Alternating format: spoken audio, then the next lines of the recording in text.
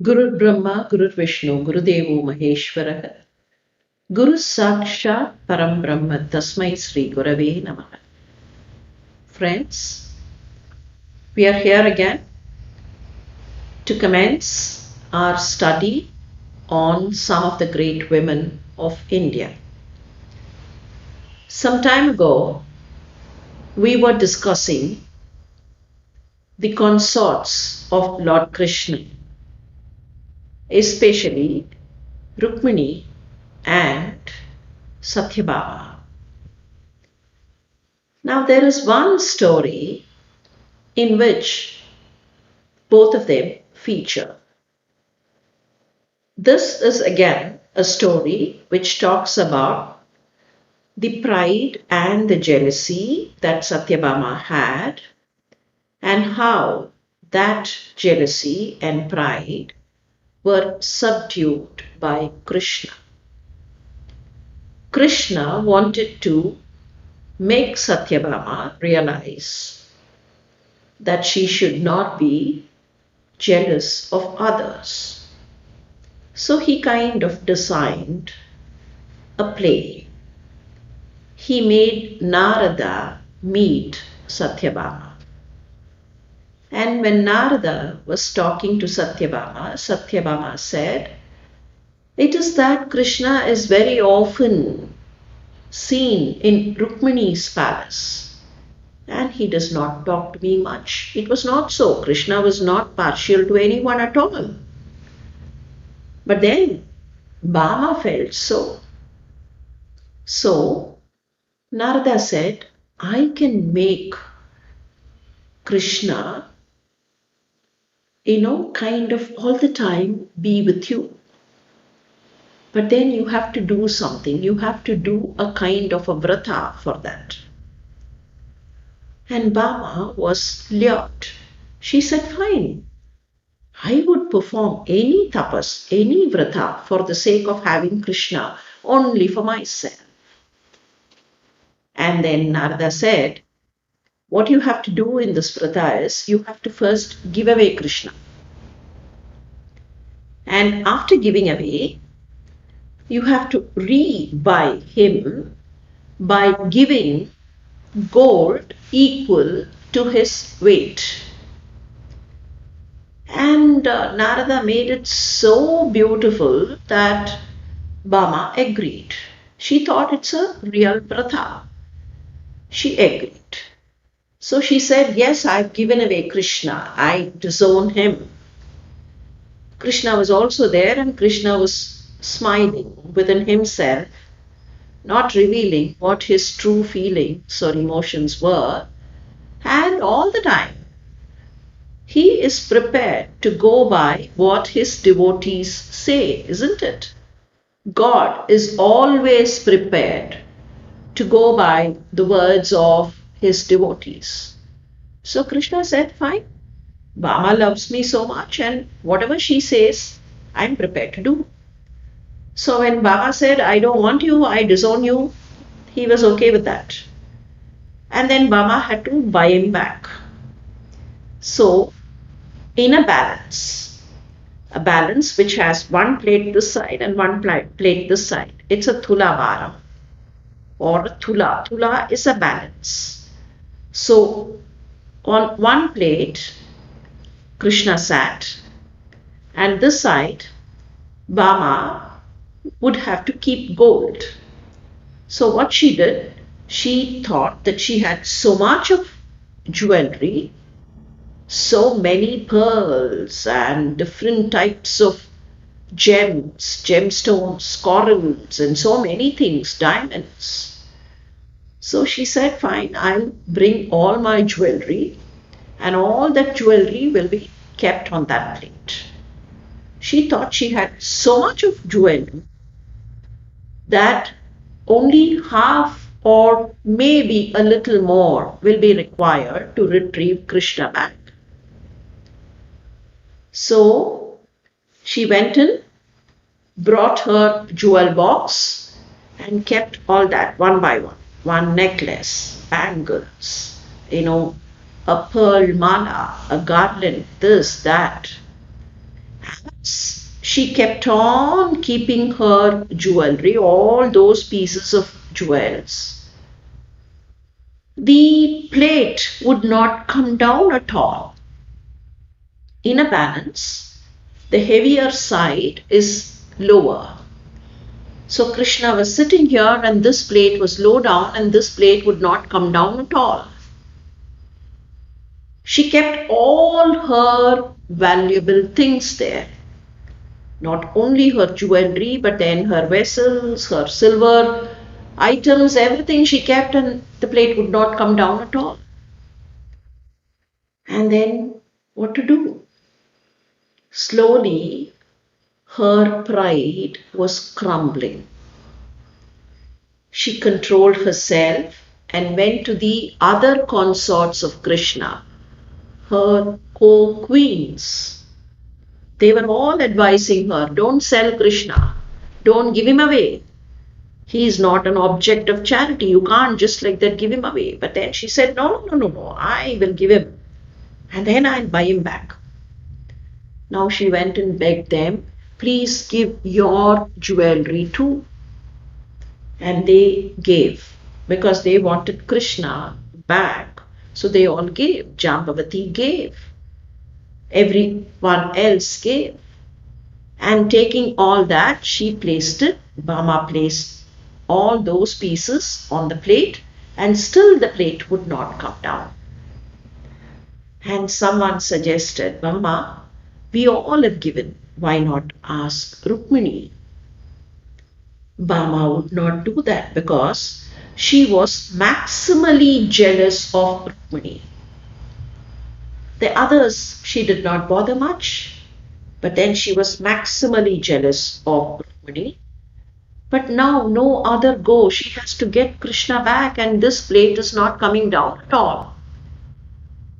So she slowly crept and went to Rukmini and asked Rukmini, will you please help? Will you give some of your jewelry?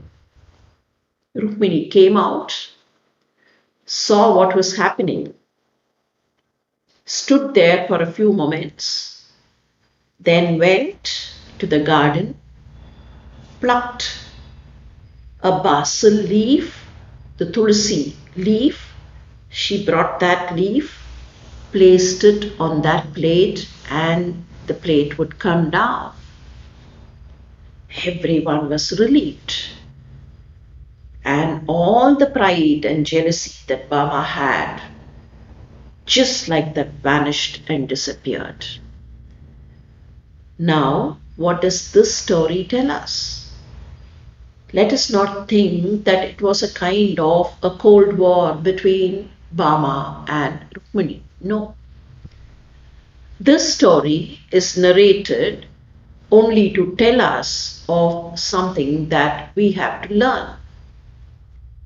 This is to tell us that whatever we offer to God with pure mind, with pure intention, with an intention of not harming someone, but then with an intention of doing good to someone, will always be regarded great.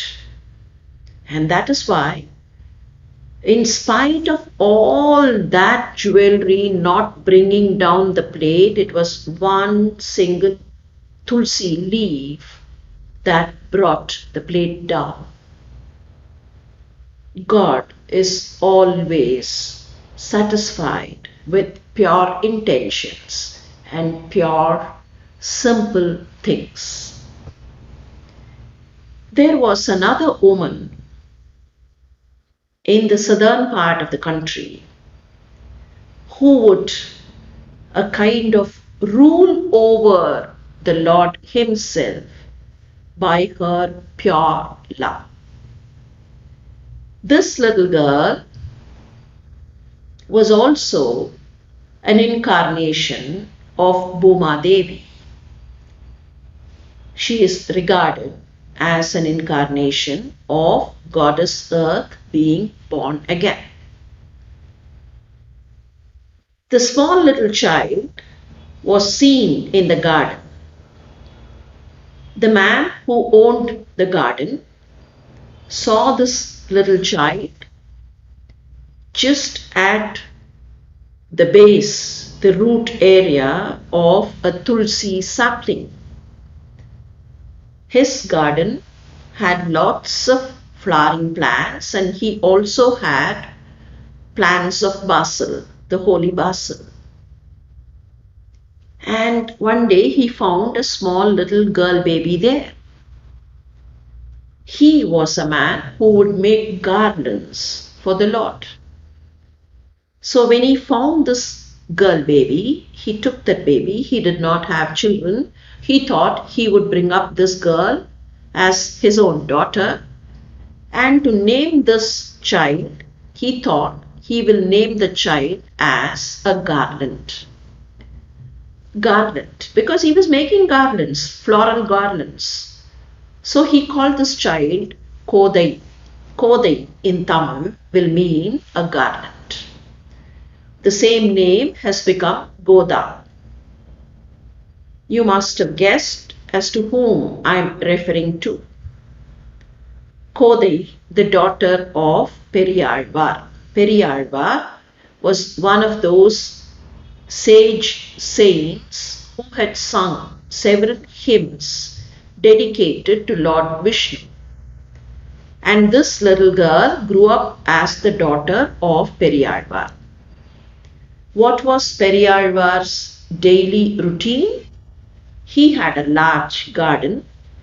He would pluck flowers from the garden, make garlands out of those flowers, fresh garlands, and present them to the deity of the temple.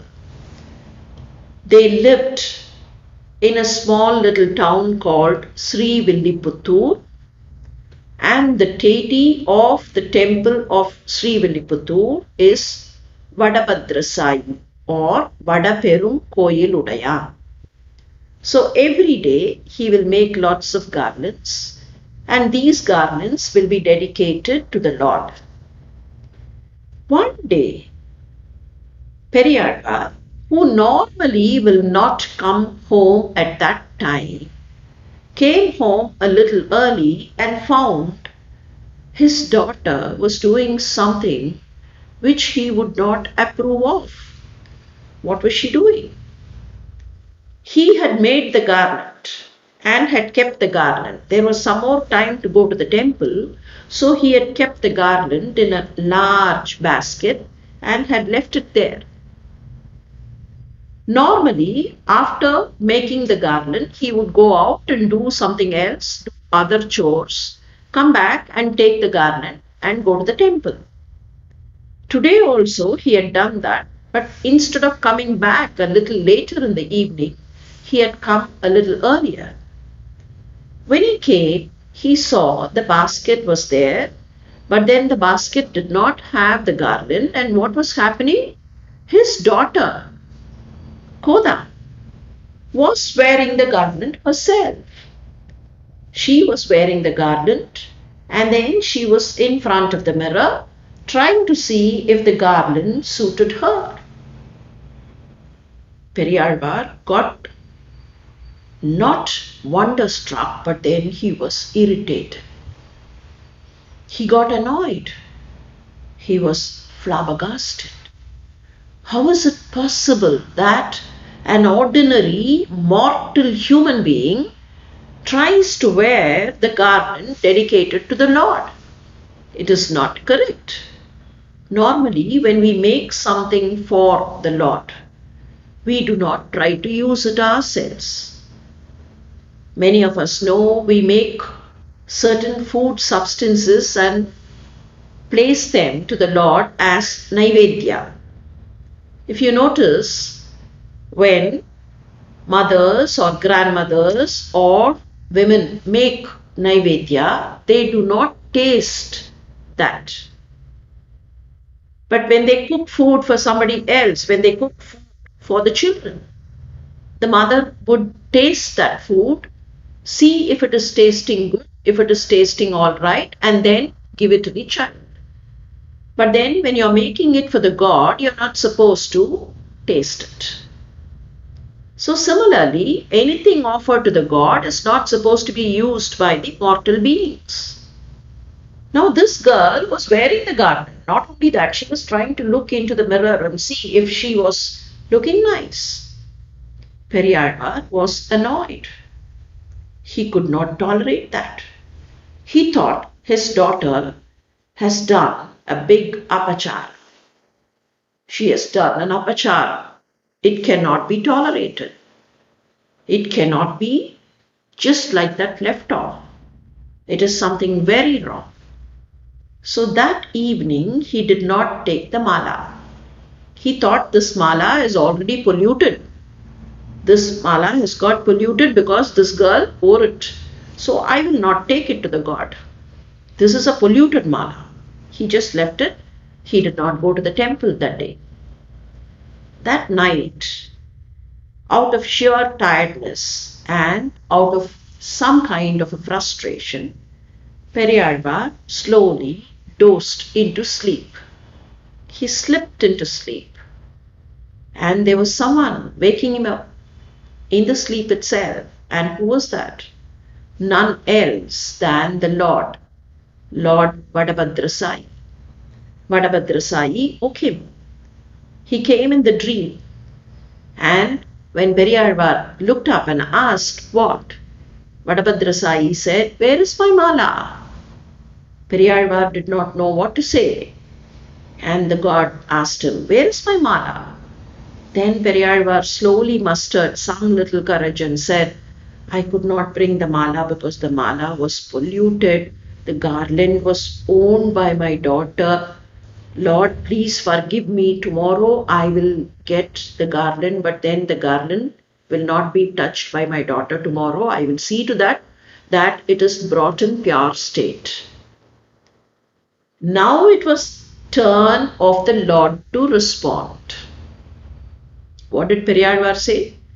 "Tomorrow I will bring the mala in a pure state. I will see to that it is not polluted. I will see to that nobody touches it, nobody wears it." Now the Lord responded saying, "Please bring the mala that your daughter wears. Tomorrow also make her wear the mala. I only want the mala that she wears and gives." And that is why Koda was also called Chudi Koduttal.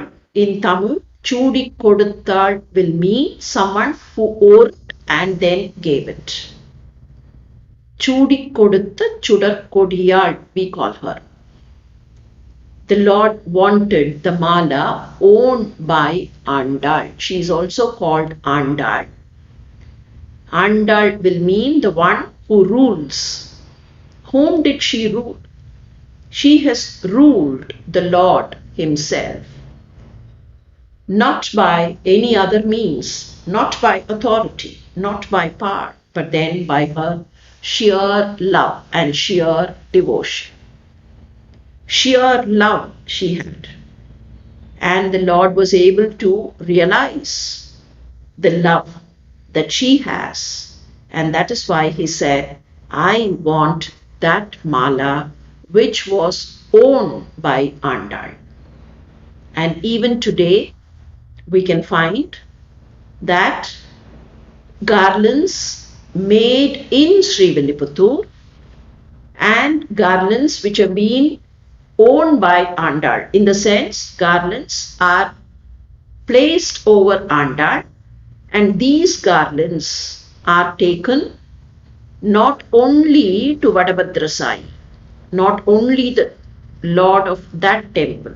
Vadabhadrasai is the Lord of that temple, the deity of the temple of Srivilliputtur. But then we find these malas which are placed on the Shila Rupa of Andal are taken from there, taken to Srirangam, Lord Ranganatha of Srirangam. Similar malas from Srivilliputtur are taken even to Tirumala or Tirupati. And the Lord is waiting for those malas. Such was the true love that Andal had. And Andal's story does not stop there. Periyar was wonderstruck now because God Himself wants the malas given by Andal. Periyar sang hymns dedicated to the Lord. Similarly, Andal also sang a lot of hymns dedicated to the Lord. She has sung a total of 173 hymns, 30 hymns in one collection which is called the Tirupai, and 143 hymns in one collection called the Nachiyar Tirumozhi. Many of you may be aware that Tirupai is sung one Tirupai a day for 30 days during the month of Margazhi, or what we call as the Dhanurmasa. Every day one Tirupai is sung. And the Lord is so pleased to hear this Tirupai. In the Tirupai, Andal visualizes herself as a Gopika living in Vrindavan, and then calls the other Gopikas so that they all can perform a vrata which is called the Pavai Nonbu, and seek blessings, grace of Krishna. And this love of Andal is not something that can be compared to the love that any of us would show another person. Andal grew up to be a beautiful girl, a beautiful maiden. Periyar wanted to get her married. But then Andal said, I would not marry an ordinary mortal human being. She said, Maanudavarkendru pechuppadi vaazhagillai. I will not even live if you think of getting me married to an ordinary mortal person. My Lord is only that Lord. I will only marry Him. And Periyar again did not know what to do. But then it is said, when Andal wanted to get married to Lord Ranganatha of Srirangam instructed Periyar to bring Andal to Srirangam. And it is also said that when Andal was taken to the sanctum sanctorum of Lord Ranganatha, she just disappeared, vanished, and merged with Lord Ranganatha. And that is why in almost all the Vishnu temples, we find that there is a separate sannidhi for Andal. Apart from a sanctum for Sri Devi in different names, there will also be a separate sanctum for Andal, because Andal is a divine consort of Vishnu. Is it possible for a small little girl to be like that? It is possible because it was out of pure love that she did all this. Her hymns are wonderful. They are not only poetic, they have so much of love, compassion in them. In one of the hymns, a series of hymns, she kind of visualizes a marriage with the Lord Himself. She visualizes her own self as a small little girl, and from Vrindavan, the groom would come. Who else would be the groom from Vrindavan? It is Krishna. Krishna would travel all the way from Vrindavan, seeking the hand of this little girl, And then she narrates how the marriage would happen. She goes to the extent of saying, you know who all came to ask my hand for Krishna? Normally when there is a marriage, when some arrangements are being made for a marriage proposal, it is customary for some people from the groom's side, on behalf of the groom, they would go to the bride's side, the bride's father or the bride's family, and then seek the hand of the bride for this groom. Now, Andal says, you know who all came? All the 33 crore devas came. 33 kodi devargal, they all came. They all came and sought my hand for the sake of Krishna.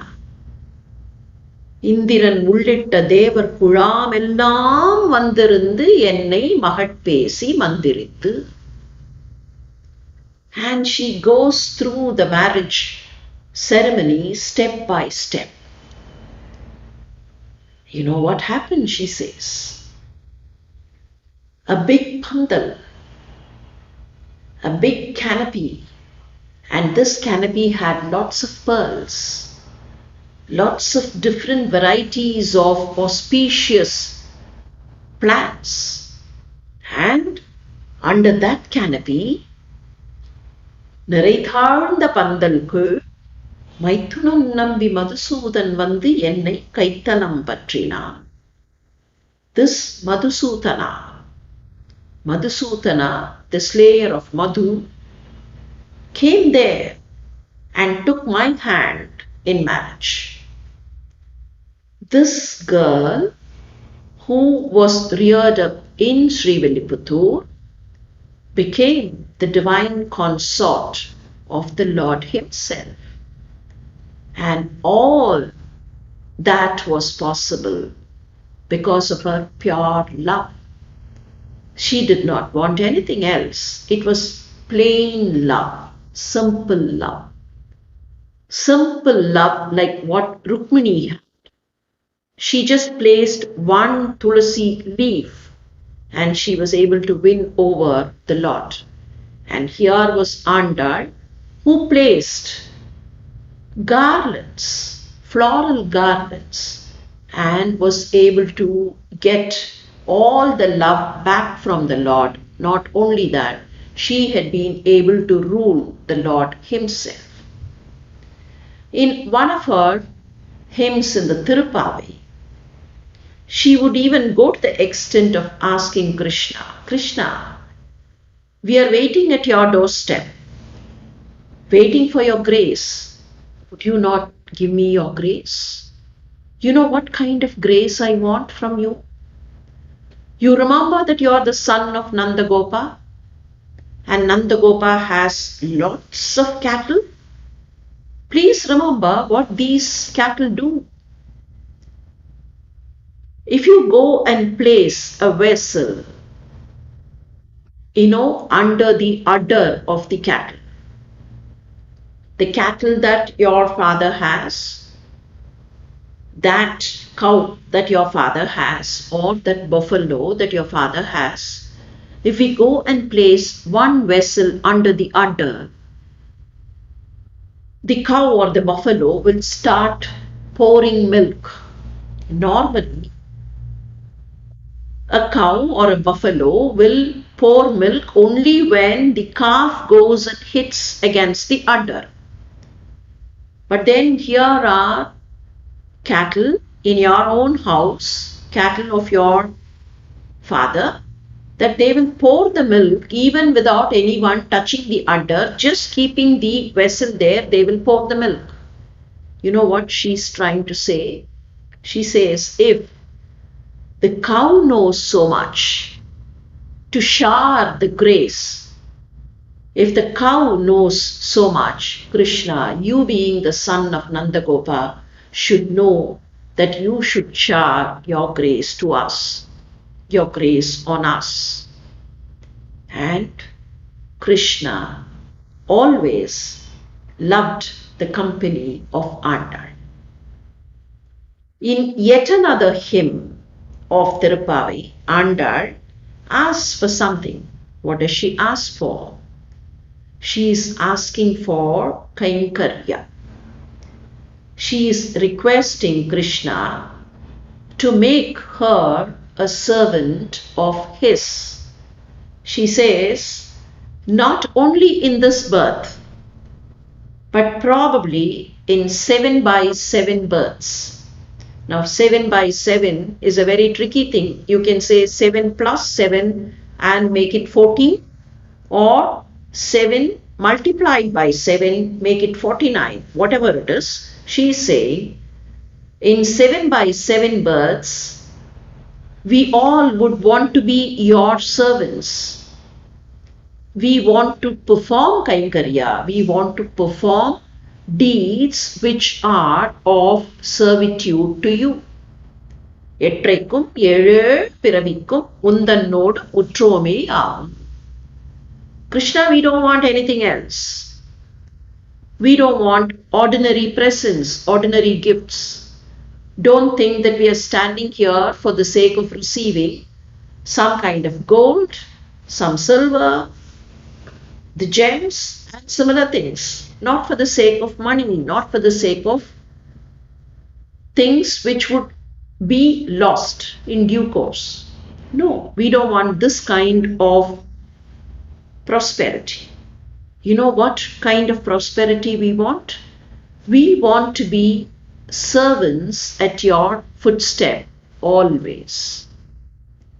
We want to be of help to you. We want to perform deeds which will be of servitude to you. We don't want this kind of a prosperity. Many of us think, when we say prosperity, many of us think it relates to money, it relates to currency, it relates to gold, it relates to metals. Andal asked for prosperity of Kainkarya.